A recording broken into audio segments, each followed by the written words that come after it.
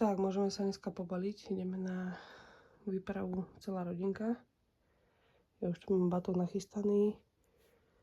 Udice moje. A ešte nejaké drobnosti pobalíme malému a môžeme ísť na ryby.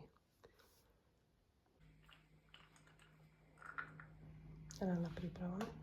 Ahojte, tu mama s guľami a vítam vás pri mojom videu zo štrkoviska Súčany. Uvidíme, či dneska niečo skočí, alebo to bude len pekný rodinný výlet. Tak, pozerajte. Ty možno spia.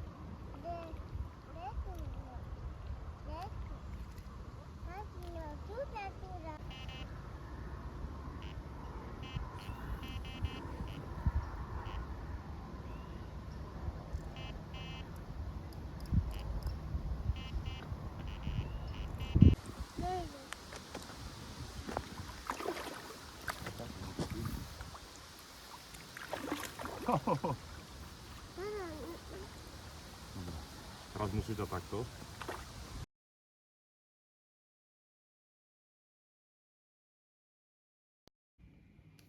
Tak máme tu ďalší deň. Včera som poslala polovičku do obchodu a on mi doniesol takéto super veci. A dnes vám ukážem, aké robím ja na dvesce. Keďže ma už druhý deň boli chrbát, tak chlapci išli dneska na ryby sami a vybrakovali mi peračník, takže by sme ho mohli doplniť. A tým, že ja som začínala ako metód feederista, tak moje nadväzce vyzerajú úplne inakšie ako tie mužové. Ja robím s takýmto trňom a v podstate aj hodne malé sú, takže dneska vám ukážem, ako to všetko viažem. No a pripravíme si toho asi viacej, keďže pravidelne mi niekto vyberá moje zásoby. Kúpil mi tieto hačiky, ja mám radšej teraz momentálne mugy, lebo ako nám padali kapre, tak sme sa poučili a vystrojili na ne lepšími hačikmi, lebo myslím si, že to bolo spôsobené aj tým. Takže ja si dám dneska túto 8. Mužovi potom upletieme z tohto. Ja mám veľmi rada tieto trne, pretože používam malé nástrahy, maximálne veľkosti 14 gulky a väčšinou sú to aj tak popky, takže rýchlo to napichnem a môžeme rovno nahodiť. Takže háčik, jeden trň a na konci rovnátko. Lebo to rovnátko sa mi osvedčilo z dôvodu, ktorý všetci poznáte, že sa tej rybke ten háčik z papulky nevybere sám. No, túto šnúru poťahovanú, lebo po skúsenosti na rybníku, kde bolo strašne veľa tráv, tak sme začali používať poťahované, lebo mala som aj fluorokarbon, všetko sa trhalo, takže teraz fungujeme na týchto poťahovaných.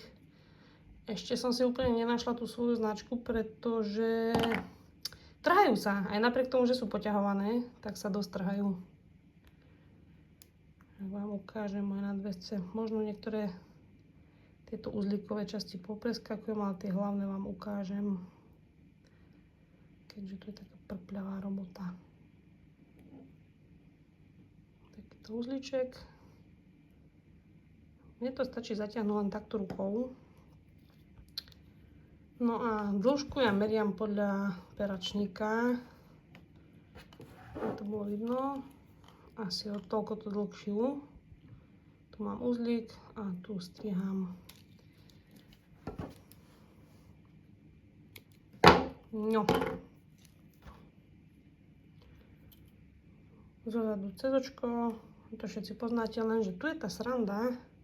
Toto som mohla ešte odstrihnúť. Tu je tá sranda, ako to robím. Ten háčik musí byť, či ten trň, až potiaľ to dlhý, ešte trošku uvoľníme. Toto si odstrihnem, lebo ma to rozčuľuje. A to. Ja to dávam až potiaľ to, lebo potom sa to tak pekne napraví. Takže chytím si a ideme 1, 2, 3, 5, 6, 7, 8, 9, 10 zhruba, aby to bolo na úrovni toho hrotiku. A teraz 1 späť, prechytím si a zase zozadu do očka šup.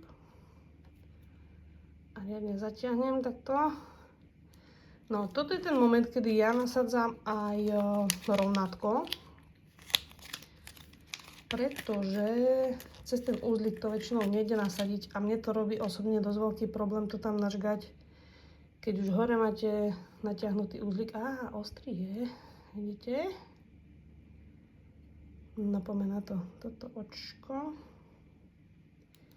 Ide to tam pomaly, ale ide. Takže takto to nasadíme. No. Takto vyzerá môj nadväzec. A v finále tu si to zahačknem. Nachystám si asi takúto dĺžku. Pripravené. Kde je zlom, tam to vidím. Až len klasický tento obrátený uzlík dáme dovnútra.